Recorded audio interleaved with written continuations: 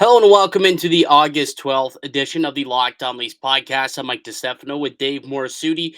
Canada with a dominating victory at the World Junior Championships. We'll recap that game. And then we're going to play some cosign, no sign. Here's a bit of a sneak peek, Dave. I might try and make a wacky suggestion to perfect the blue line. Lots of questions surrounding the blue line heading into the season. I think I've got the answers. Listen to find out on today's edition of the Locked On Leafs podcast. You're Locked On Maple Leafs, your daily podcast on the Toronto Maple Leafs. Part of the Locked On Podcast Network. Your team every day.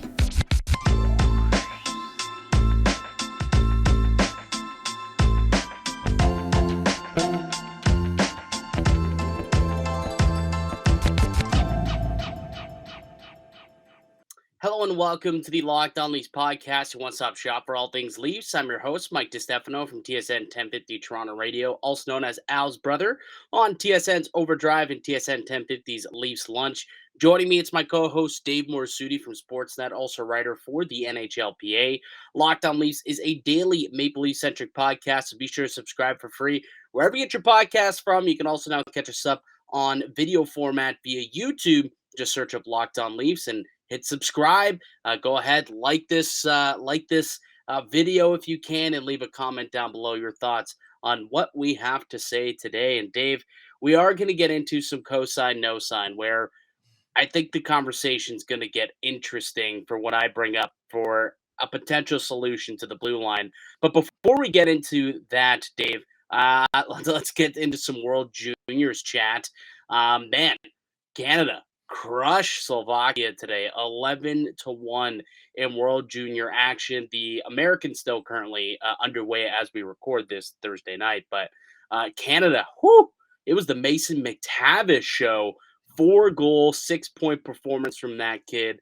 I mean, man, did Canada ever look like they absolutely outmatched Slovakia tonight. Yeah, after what was a pretty I wouldn't call it uninspiring, but it wasn't the Canada-like performance against Latvia. Underwhelming. Yeah, Underwhelming, there I we go. think. That was the word I was looking for. Yeah. Yeah, Canada was just like, okay, the rust is off. Let's get back to business, and they did that against Slovakia. Like Mason, like you always have this one guy that just has a performance like this. I mean, we see it with Connor Bedard when he had the 4-goal game before everything got canceled.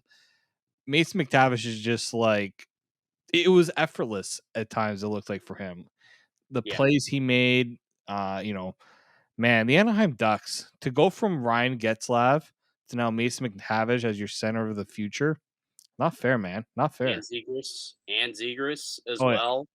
Like they've Well, I'm got a talking about one. centerman. I'm talking because Zegras is more of a winger, right? I think he could do both. Technically, I think he was drafted as a centerman. Maybe he ends up playing the wing for a majority of his career. But I mean, after seeing what Mason McTavish can do when he has a playmaker and a finisher, also he can do both.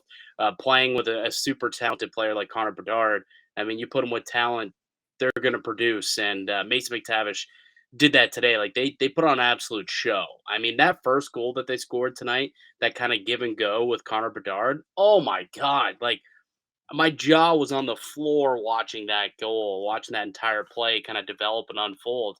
I just still can't like Connor Bedard's like 16 years old. He may have just turned 17, actually. Just I turned think 17, yeah. like just turned 17, and he's making these unbelievable high IQ hockey plays, and he just has like elite skill, one of the best shots that I've seen in the game, let alone in junior hockey, in the game today. It's unbelievable what that kid's able to do. But yeah, fun to see Canada go out there and put on a double-digit performance like they did tonight. Yeah, like the thing with Bedard's goal, it looks effortless. Like it just comes out of nowhere. Yeah. Like Just that's not deceptive, man. for Like he's got such a deceptive shot. it's not fair for a goalie that he's just like, I don't even have a chance to like get myself ready for it because you Yeah. don't know where it's going and it just comes off so quick. Yeah. Quick There's release. there's a bit of like that Austin Matthews deceptiveness with that shot. That's what I see from Connor Bedard. Yeah. And the funny thing is, like, Bedard's a lot smaller than Matthews. Like, Bedard's like 5'9", like 180 pounds is what he's listed at. and Austin Matthews is like 6'3", 215. And the fact that Bedard is still able to get like that much heat on his shots and that much bend on his shots is just outstanding. But I want to know what the hell that guy said to Slovakia to make them go after him today. Like towards the end of the first period, they were just attacking Bedard for no reason. Like the one dude literally like choked him, ready to give him a choke slam or something, and then right at the end of the period, a little bit of a skirmish up around the bench. Like I don't know what the hell he was saying to them, or maybe they were just trying to throw his game off, but it didn't work. And I think that's awesome. The fact that you can play physical with him and try and throw him off his game. And he's like, I mean, you want to keep taking penalties and leave me out there shorthanded with an extra guy on the ice? I'll make you pay. And that's exactly what they're able to do today. It was awesome. Dylan Durant, the goaltender, stopping 22 of 23 shots. As for elsewhere in the tournament, Finland with a 4-3 shootout victory over Czechia today. Both Roni Yrminen and Topi Niemelä, both Leafs draft picks with a point, both assisting in that game tonight. So Yrminen now up to 4 points, I believe, on the tournament. Niemelä picking up his first. And then, like I alluded to earlier, Matthew Nyes and the Americans currently underway as we are recording this, but hopefully he can put on a show as well. It's been good hockey so far at the World Junior Championships, and I know the fanfare isn't quite there, and a lot less people are intrigued because it's in August. But hey, man, you can't say that these kids aren't going all out, and especially today, a guy like McTavish, he was a little pedestrian yesterday against Latvia, but in this game today, there was no doubt he was like, okay, yeah, I'm gonna take my game up to the next level, and gosh, you're right. The Ducks are they're so lucky. I mean, McTavish could end up being like a legitimate number one power forward type center, and they've got Zegras to go along with that. They've got Jamie Drysdale on the back end. Troy I mean, Terry. what's that? Troy Terry. Troy Terry, who scored what 35 goals this year. Yeah, Got 37 if I read. Max Comtois. Yeah, I know he scored over 35, I guess. Yeah. But they've got a good up and coming squad over there, man. They really, really do. It's like you look at what like that's what allows a team like I know the Ducks have had a bad couple of years, but that's kind of you take that short-term pain because you can see where the long-term gain can be, right? If you say, all right, we're just gonna they're not even really bottoming out either, right? Like they haven't had a first overall pick. Mason McTavish was third overall. Yeah. Like they're not exactly I that's why I like about Anaheim. They're not exactly just gutting themselves completely and trying to tank. They're keeping some semblance of a decent roster around so that when these kids are ready, they got a good support system with them and they're ready to go. So yeah, I think if anything, the Ducks are probably just gonna look to try to fix their blue line a little bit more because other than like their forward group is pretty nasty. Yeah. Oh, yeah, for sure. Well, they took Tristan Luneau as a guy who I was big on in the draft. Got him in the second round. Didn't they sign John Klingberg to like a 1-year Yeah, deal? sorry. Yeah, they have the John Klingberg 1 year $7 million deal. Like Yeah. Like Cam Fowler's still around, a good solid veteran over there. I mean, they're a decent squad. I wouldn't be surprised. I don't know if they're quite playoff caliber team yet. Like they're still young and they got to grow, but they could be a spunky team that definitely pushes some teams to the brink and maybe steals points down the stretch. And they'll be playing some competitive hockey at least into March maybe, which would be cool for them and good for the young talents that they have on that squad. All right. Why don't we take a quick break? Then we get back. We'll play some cosign, no sign, one of our favorite games and favorite segments that we do here on the show. But before we do get into that, let me tell you about one of today's show sponsors, and that's betonline.net. It's the fastest and easiest way to check in on all your betting needs. Find all your favorite sports and events. The number one online source for odds, lines, and games. You can find reviews and news of every league including Major League Baseball, NFL, NBA, NHL, combat sports, esports, golf. And guess what, Dave? Even the World Junior Championships, I took the over on tonight's game. It cashed. Thank you very much to Mason McTavish for almost doing it himself, getting a 6 of 8 goals that you needed for the over to cash. Well, assisting on a couple, I guess. He was in on 6 of 8 goals. BetOnline continues to be the top online resource for all your sports wagering information, from live in-game betting, scores, and podcasts. They got you covered. Head to BetOnline today and use your mobile device to learn more about the action happening today. BetOnline, it's where the game starts. All right, welcome back into the Locked On Leafs podcast. I'm Mike DiStefano with Dave Morassutti. We're hosts here at Locked On Leafs, a daily Maple Leaf centric podcast. If it's your first time listening, thank you so much for giving us a shot. Hopefully, you enjoy the chat that we're having today and are about to have, and hopefully, you enjoy the game we're about to play, because we like to do this at least once a week. It's called Cosign No Sign, and basically, pretty simple procedure here. We're going to make a statement to each other, and if we agree with that statement, we co-sign it. If we disagree with it, we're going to no sign it. Dave, why don't you go first with your first statement to me? First statement for me is it's got a little more to do, less about performance stuff, but I think the Leafs need a new alternate jersey.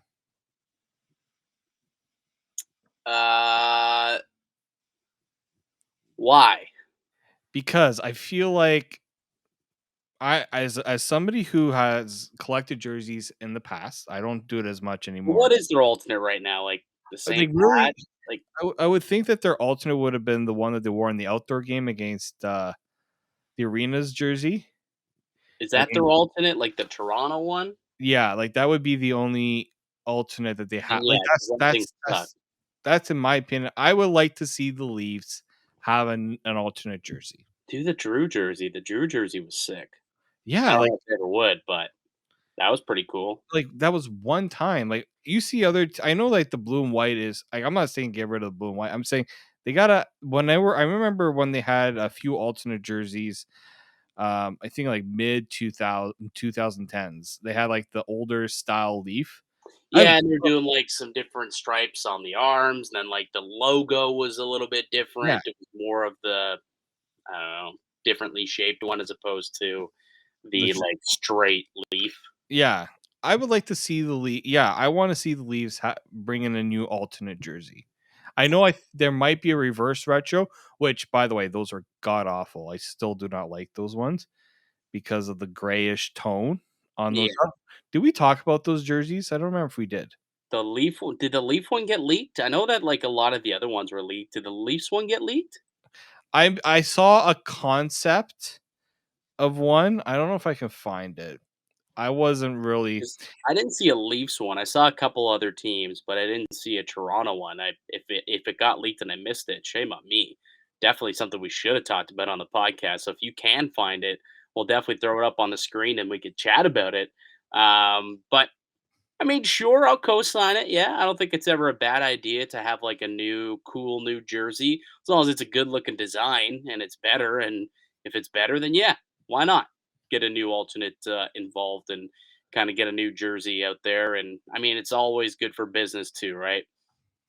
Helps with that HRR. If you can sell some more sweaters, so yeah, sure, why not? I'll co-sign that one.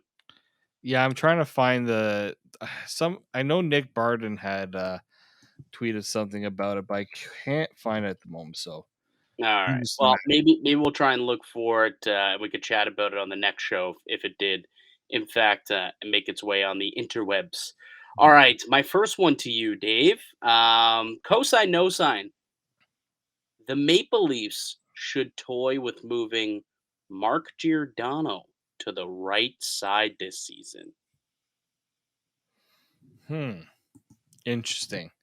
Has he played a lot on the right side? I'm trying to remember because I know when. No, Okay, I will say if he is comfortable with it, then you can definitely get away with doing that. I think you can because we've seen Brody do it and he's been pretty good at it. Um, I think it all comes down to player comfort.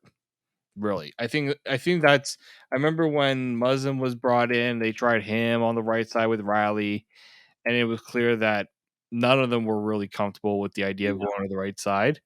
If he's comfortable doing it, I will co-sign it 100% because I'd rather have Mark Giordano on the right side than some of the other options that the Leafs would have to shell out if even in case of an injury, like we're like Justin Hall gets injured, the next best thing could be Jordy Ben. Yeah. Like, who would you rather have? But like, in all honesty, who'd you rather have on the right side, like Giordano or Justin Hall? I I'll would even like Liljegren. Who would you rather have? Geo up in the top four on the right side, or would you rather have Liljegren up in the top four, taking on heavy minutes like that, facing top quality competition? I'd probably still say Geo because I don't know. I don't want to force Liljegren into that situation if he's not ready for it. Yeah, so I think that's pretty much where I'm coming at this. Like, we've tried to fit in, where is Sandin gonna fit if he ends up signing that contract? Where exactly are we gonna end up? Who's gonna partner with Riley? I feel like if the Leafs do end up inking Sandin, and let's say they have their full crop of defensemen, you go Riley and Giordano, and that could kind of be your pairing that you deploy mainly. Well, not mainly, but you would definitely deploy them for offensive draws and have them kind of be your offensive squad. You've got Muzzin and Brody, who could be your defensive zone deployments. And then, Sandine and Liljegren as that quality young third pair. You could shelter them a little bit. And they flourished in that role. Were one of the top, defensemen, metrically speaking, top pairings last year when they did play third pair minutes. Again, they were, somewhat sheltered in those minutes, but hey, it's still a success. So if you can still keep that as a third pair and keep them sheltered, then that way you're not, getting dummied by all as your third pair. And if Giordano is capable of doing that, again, this is something I just want to toy with, right? They should toy with it. Try it in training camp, see how he feels. Because if that's the case, Riley, Geo, Muzzin, Brody, Sandine, Littlegren, that might be a way to put forward this team's top six defensive unit and might make everybody happy. Sandine's a regular everyday person in this lineup, as is Liljegren. I guess the odd man out is Justin Hall, which would make a lot of Leaf fans upset. But maybe you could move that contract. It's only $2 million. I think there are multiple teams out there who would be interested in Justin Hall. You're not going to get much for him. They'll get like a mid draft pick or something like that. But if you really want to get that contract off the books in order to get Sandine signed, I think that is something that they could potentially toy with come training camp. I hope they do. Yeah, I think you have to be willing to get a little creative, right? If you're gonna kind of put the blue line in a tough position where the depth isn't like we don't have like the Leafs don't have a flurry of right shot guys, right? So you have to be willing to be a little bit creative to give yourself the best options, right? Sure, Jordy Ben for a game where you're a little short is okay. And I think he's still a left shot, but I know he's played the right side. Other than that, like I'd rather again put Giordano there just because the options and we've seen it. The options down below are not there. No. It's so yeah, I think that would be the likely like it would be the ideal situation. I don't know. Sheldon Keefe has sometimes been iffy on wanting to do that, but he might not have a choice. Yeah, that's true. If they don't really do anything else, that's he might not. All right, your next one. Next one for me with Robin Lehner going down, the Vegas Golden Knights will miss the playoffs this I season. knew you were gonna go with that one. I had that one as well, which is why I switched it because I knew you were gonna go there. Yeah, for those who missed the news, Robin Lehner is out for the season. A hip injury. He's gonna miss the year. And now the goaltenders in Vegas, currently Logan Thompson and Laurent Brossoit, are the two tendies right now in Vegas.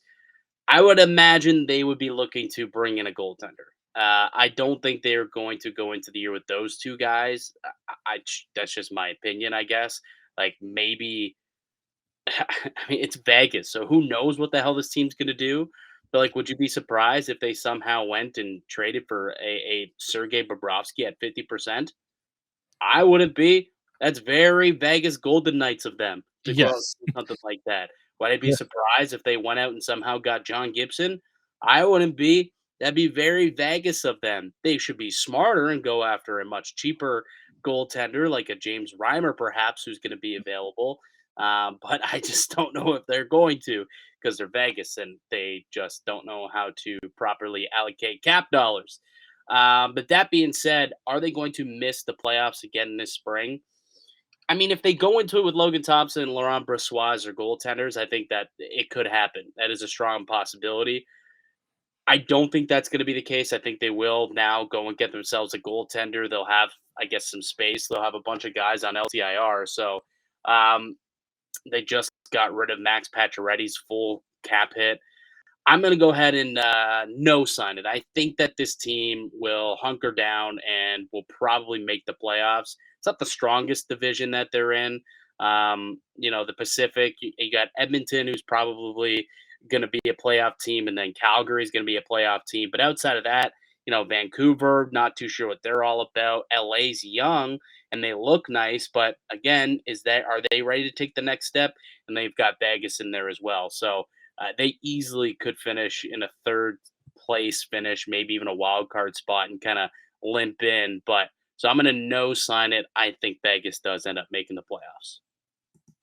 It's a very fair. I think Vegas is pretty much all in every year. So Yeah. at least they know now of this news, so they do have that time to figure this out. But time's still a ticking. That's for Well, sure. it's so bizarre because like, do you remember last year Robin Lehner was like, "Oh yeah, I'm not playing on Sunday." This was like on a Thursday or something like that. He's like, "Oh yeah, I'm not playing on Sunday." And then Peter DeBoer was asked about it, the coach, and he's like, "Well, this is the first that I've heard of this. I plan on playing him, I think." And then like the next day, I remember Emily Kaplan came out with a report saying that he was going to be done for the year, and he was blindsided by it and said, "I plan on playing him on Sunday." And then, Yeah. lo and behold, the day after he said he planned on playing him, they said they put him on IR and said he's done for the year, and their season kind of went up in flames from that point. And now not only is he missing the final month of last season, but now apparently going to miss the entire season this upcoming year. So I don't know what the hell is going on with Robin Lehner. Um, Injuries suck. Injuries are fickle. Hopefully he can get better physically, and hopefully he can get back in the crease at some point the following season. But for now, I guess the Golden Knights going to be goalie shopping for the next couple of weeks here. All right, let's take one more quick break. When we get back, I'll tell you my second one, and then we'll finish up with the last couple here on the podcast. Cosign No Sign continues after this break here on the Locked On Leafs podcast. Welcome back into the Locked On Leafs podcast. I'm Mike DiStefano with Dave Morassutti. We are your hosts here on Locked On Leafs. We're continuing our cosign no signs. You've done two. I got two more to go. I'll ask you this one next. We'll stick with the Leafs with this one. Stick with the Leafs. The Toronto Maple Leafs will win the Atlantic Division this upcoming season. How you feeling about the Buds, bud? I actually saw a few comments in our YouTube section about this. Yeah, because Florida, I can't see Florida being in the top three this season. I think it's gonna come down to the Leafs and Tampa, and I think the Leafs should be able to win the Atlantic. So I will co-sign it based on I think they still can. Some will say the Leafs got worse. Well, it depends on what you mean by worse, right? Like losing Eli McCabe is not ideal, but if like losing Eli McCabe and Jack Campbell makes is that really what makes the Leafs worse? Like a lot of teams like Ryan McDonough was traded away for nothing, pretty much. Like Tampa Bay can't replace a Ryan McDonough, right? That's to me is a more significant hit than what the Leafs went through this offseason. And I think some guys are due for some bounce back seasons. And the Leafs still finished ahead of Tampa in the Atlantic, despite that. So I'm gonna co-sign. I think I think they got a good shot at it. It's gonna take, it's not gonna be easy, but I think they're very much capable of doing it. Yeah, I think they are as well. And I know it's kind of going to hinge on the goaltending. Like, are they, what are you going to get out of Matt Murray and Ilya Samsonov, right? The deals first got announced, it was very much the sky is falling, the sky is falling. Why are we spending this much amount of money on these two question mark goaltenders in a year where this team needs to win, or this thing is getting blown up next year? Potentially, definitely from an ownership or from a front office perspective, I think it will at the very least. And you got this season to kind of prove to Austin Matthews, hey man, we got a squad here. You might want to stick around if you want to win the big one because we feel we could do it. And so I think that they will have a rather successful season as well. I mean, they still have what, like 115 points last year with Jack Campbell being a sub 900 goaltender for, the final 6 months of the season. So it's not like they need stellar goaltending to win games. They can outscore a lot of their defensive woes.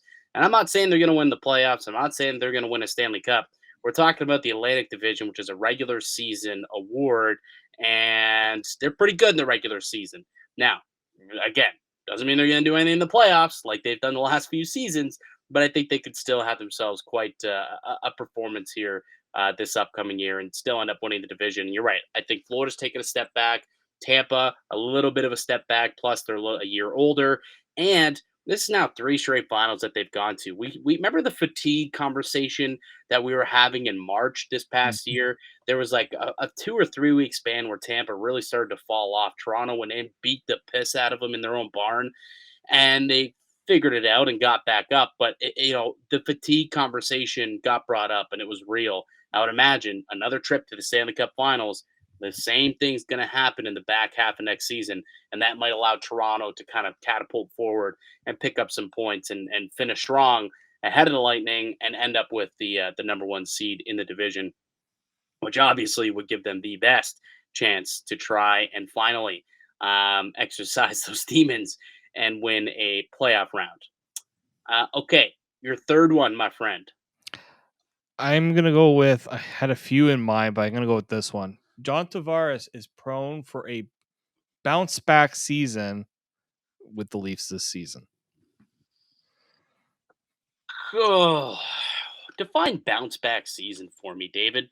I think we're just gonna see the John Tavares that I in the playoffs I thought he was not bad. I think though in the regular season you're gonna see him get back to scoring more than 80 points this season. Hmm. So that's where you're like point per game. He'll be more than a point. Is that what's considered bounce back? Because 76 points in 79 games. I think he can like replicate that just solely based on the fact that he gets so much power play time. Mhm. But that's not necessarily mean that he's going to have a bounce back year. He could have a similar year to last year. Would that be considered a bounce back to you or no? If he has a similar year, I don't think it will be because I feel like people were disappointed Yeah. with his season. Well, there was times where he was in a slump, right? Oh, he He's went had 15 games without a goal this year. yeah, It was that's what I mean. insane. Exactly. I think I remember being at that game against the Canucks where they finally broke that goalless drought. I think he scored it. I don't know if it was on the power play or if it was even strength, but I do remember him breaking that slump and looking at the guys in the press box being like, "Finally, holy crap! Finally, this guy puts one in the back of the net." Look, it's kind of twofold though because I believe that he might have a better season, like it'll look like a better year. You'll feel better about his performance, I think, but I don't know if the production necessarily is going to grow. Right? So that's kind of my dilemma because he was basically a point per game player last year. I don't see him being more than a point per game player this year. Picked up a lot of those points on the power play, which he could do again next season. But I think that he'll be a little more consistent and I believe that he'll look a lot better. Keep in mind last year missed the entire offseason, didn't really get a chance to train as much as he would like to, where this year he is training. And I think that could allow him to get off to a better start and kind of parlay that into a good year. So, again, if we're referring to production, like quite literally points, no sign. I think he'll have a relatively similar, like point-ish per game performance, but I think it'll look better. The process will look better, and you'll feel a little, a little better about John Tavares than you did a season ago, if that makes any sense. Like it's Do you, very much an on the fence question, but it's like depending on how you're defining it. do you think he'll be a better defensive player than he was last season? Because last season was not great for him defensively. Yeah, I do. I do. That I would co-sign on. Okay. Yeah. So I think I'm co-signing. All right. Yes.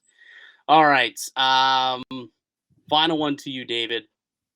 So in the NBA, the great late Bill Russell just passed away, and they have announced that they're going to be hanging up number 6 in the rafters across the NBA. Across the NBA, the number 6 is being retired. I believe everyone who's currently number 6 though will be able to, like, the grandfather, to then, like, no one else going forward will be able to be number 6. But it got me thinking. I know number 99 is the lone retired number across the NHL. I don't think the NHL will ever retire another number again through the duration of our lifetime. Yeah, I can co-sign that one. The only other player I had thought about. Curious to hear the name because I was thinking, like, when I wrote this, I'm like, who are the guys who might, Yeah. have a case and be eligible for it. So I am curious to hear the name that's about to come out of your mouth. One I had was Gordie Howe. That's the name I thought too, Mr. Hockey. Yeah. You have number 9 and number 99 retired league wide, but I just If it wasn't done when Gordie Howe retired, it's never gonna happen. well, I mean, Bill Russell retired long ago. He just happened to pass away, and then now they're honoring him after he's gone by putting it up in Which the rafters. It's So quite an interesting thing. I mean, the NHL did it right away when Gretzky retired. Like they were just like, no one will ever wear this number again because there's never going to be anybody that oh, can yeah, do he passed away already, didn't he? He died like 4 or 5 years ago, I think. Gordie Howe. Yeah, Yeah, yeah, he did. yeah, Yeah, he passed away in 2016. So they probably would have done it around then if they yeah. were going to. But The only other player I thought about other than was Bobby Orr, but I don't think Bobby Orr played long enough to kind of earn that right. I think he's arguably one of the greatest defensemen to play in the NHL because he was so because of what he did. But yeah, exactly. So I think he's I think I think that's passed for him as well. So yeah, I think I can't really see any other player earning that right by the NHL standards. dude, 'Cause Bobby Wayne Orr Gretzky's already set the standard. at 22 years old, Bobby Orr had 102 assists at 22 years old in the National Hockey League. 102 assists, 139 points that year. Like 37 goals as a defenseman. Like holy crap. That's amazing. Yeah, like he was 135 points. Oh gosh. he was ridiculous. He won the Art Ross twice as a defenseman. Yeah, Twice. God, he's so good. Like when I look back at some of these numbers, you know who else has like ridiculous numbers? Paul Coffey also has ridiculous numbers as a defenseman. I remember interviewing him for Leafs Lunch, and I was looking up his old stats. Like you and I weren't alive when Paul Coffey was going doing his thing, right? So like I know the name, I respect these players and these greats, but then when I actually go and I look at their stats, I'm like holy crap! Like yeah, they were unbelievable. Yeah, Bobby Orr is one of those guys, but number 4 is such a synonymous number with yeah, defensemen. It'd be so difficult to put that up in the rafters, but that would be one that would qualify. And Gordie Howe, I think, would be the other one that you could consider potentially hanging up in the rafters. But I don't know if they'll ever do it. I think I'm with you where I'd no sign it. I feel like it would probably have been done by now. I mean, who knows? Maybe there's another guy who goes out there and breaks Gretzky's records and like 30 years that's not even born yet, and they eventually put that guy's number, put a kibosh to people wearing that. But as of now, I think I'm with you. I'm also no signing that one. All right, good stuff, Dave. Fun show, fun show. That's going to do it for us here today on the podcast. I'd like to thank you all for listening and supporting the show. You can subscribe to the Locked On Leafs podcast on all podcast platforms and receive daily Leafs content. Follow myself on Twitter at Mickey_Canuck. Follow Dave at D_Morassutti. Follow the show as well at Locked On Leafs. Go ahead, smash that like button. Leave a comment down below your thoughts on that conversation we just had. Is there anybody who's worthy of having their jersey number retired around the NHL? Anybody at all outside of the great one, number 99? Let us know down below, and also comment on whatever you want that we had talked about on today's show. All right, that's going to do it for us here today. We'll be back on Monday. Enjoy the weekend, ladies and gentlemen. Until then, keep it locked right here on Locked On Leafs.